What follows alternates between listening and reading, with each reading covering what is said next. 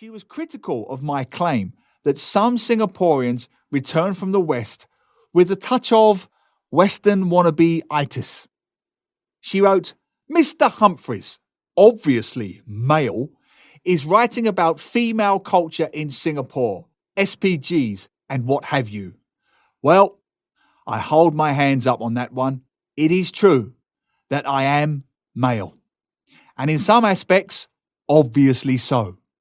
Though not in others, which is most unfortunate.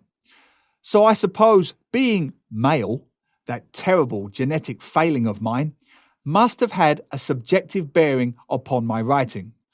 Though the criticisms were most welcome, they were surprisingly few. The article certainly touched a nerve with so many Singaporeans. One writer, obviously female, wrote, I must say that your observation is something that most of us are embarrassed to talk about. It has become a norm to see a Singaporean girl, Western male couple. I've seen middle-aged Western guys with young Singaporean girls along Orchard Road buying them branded stuff. Well, who hasn't? And, according to some readers, it isn't just about money. One writer, who was also educated in Britain, wrote, I guess some of them do it for the money. Many of them do it for what they imagine to be glamour. Little do these sad creatures know that back home, many angmos here are working class individuals. Another reader added, most local women don't realise that these angmos are your average Joe in England.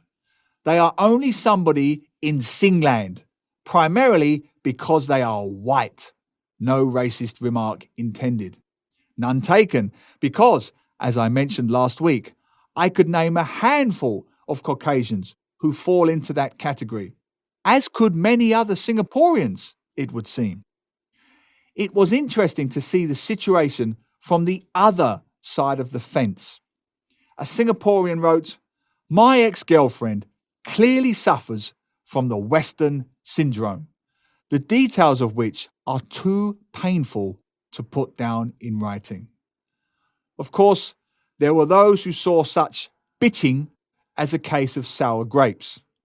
Letters arrived from people who are in happy interracial relationships, complaining that the article was too harsh.